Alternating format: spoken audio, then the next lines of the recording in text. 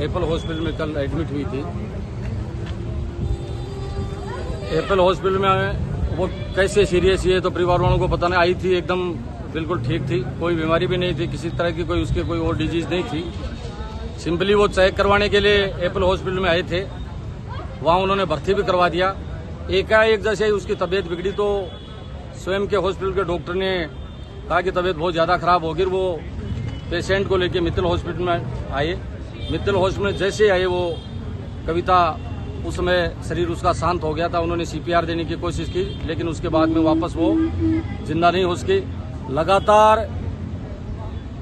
रात 12 बजे से ये पूरा परिवार और आसपास के लोग यहाँ मित्तल हॉस्पिटल के सामने बैठे हैं।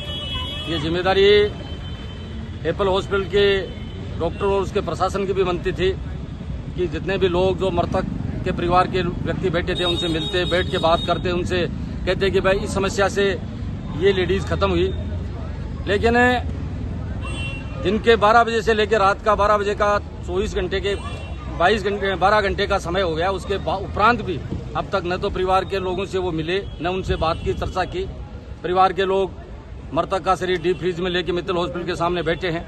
निश्चित ही तमाम लोग प्रयास भी कर रहे हैं कि एक समन्वय बने, लेकिन ये जिम्मेदारी सबसे ज्यादा हॉस्पिटल की बनती है कि वो परिवार को साथ लेते हुए, क्योंकि परिवार को इतनी बड़ी स्थिति हुई है कि एक जवान लेडीज जो उसकी उम्र भी 22-23 साल के 24 साल के आसपास की उम्र है, कोई बड़ी लेडीज नहीं थी, उसका पूरा जीवन समाप्त हो गया, उस परिवार का पूरा आने वाला भविष्य समाप्त हो गया। लेकिन फिर भी यदि ऐसे जब काम हो जाते हैं उसके बाद में जिम्मेदार लोगों की यह जिम्मेदारी बनती है कि तत्काल प्रभाव से उस परिवार को सांत्वना दें, सहायता उस परिवार को दें। कोशिश कर रहे हैं, मैं भी अभी आया हूं लोगों के बीच में और आपके बीच में, प्रयास करेंगे, कोशिश करेंगे।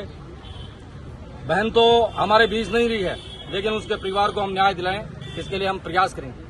एक बड़ी बात है जो दूसरा हॉस्पिटल को जो नाम आप बताया हो, दूसरा हॉस्पिटल है, अगर गलती भी बैठी है तो बॉडी जा लेकर बैठे नहीं। वो बैठने का कारण ये था कि जब उसकी लेके पेशेंट को यहाँ आए तब यहाँ आते आते वो खत्म हो गई थी, तो इसे हॉस्पिटल के सामने वो सारा काम हुआ। अंदर भी उसको ले लिया था, तो परिवार वालों के पास कोई दूसरा जरिया चारा भी नहीं था, जाएं तो कहाँ जाएं, क्योंकि सब सारे खत्म हो जाते हैं। तो परिवार वालों को यही दिखता है कि भाई जाम है वहीं बैठ जाएं, इसलिए डीप फ्रीज लेके यहाँ ये तमाम लोग बैठे।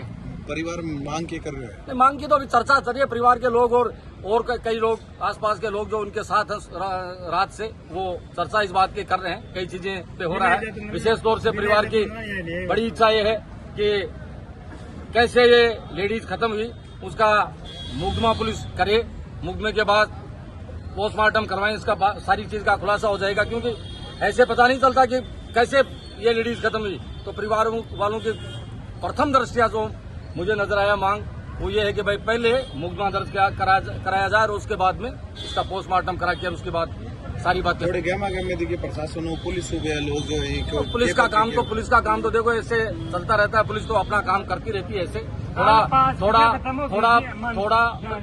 थोड़ा परिवार वालों पे प्रेशर बनाती है पुलिस कि कैसे भी परिवार वाले यहाँ से उठ के चले जाएं। लेकिन ये रिंग्स के लोग हैं, रिंग्स के लोगों के साथ ही साथ हम तमाम लोग भी आज के इसे धरने में इनके साथ हैं। निश्चित पुलिस को भी ऐसा करने नहीं देंगे और पुलिस को भी ये कहेंगे कि आपका काम व्यवस्था बनाने का, लॉ एंड ऑर्डर आप बनाए। निश्चित ही जो हॉस्पिटल है उसके सामने जो गेट है, ये गेट खुला रहे और भी जो पेशेंट है वो सुचारू रूप से अपना इलाज यहाँ कराएं। इसमें हमें कहीं भी ऐतराज नहीं है, लेकिन पुलिस से भी ये कहना चाहेंगे आपके माध्यम से कि भाई परिवार के बहुत बड़ा परिवार को नुकसान हुआ है, एक जवान लेडीज खत्म होगी, उससे बड़ा कोई नुकसान हो नहीं सकता। इसलिए पुलिस को भी इस बात का ध्यान रखना चाहिए कि पीड़ित पक्षकार है उसको ज्यादा परेशान नहीं किया। ईश्वर ने उनको तो पहले ही परेशान कर दिया।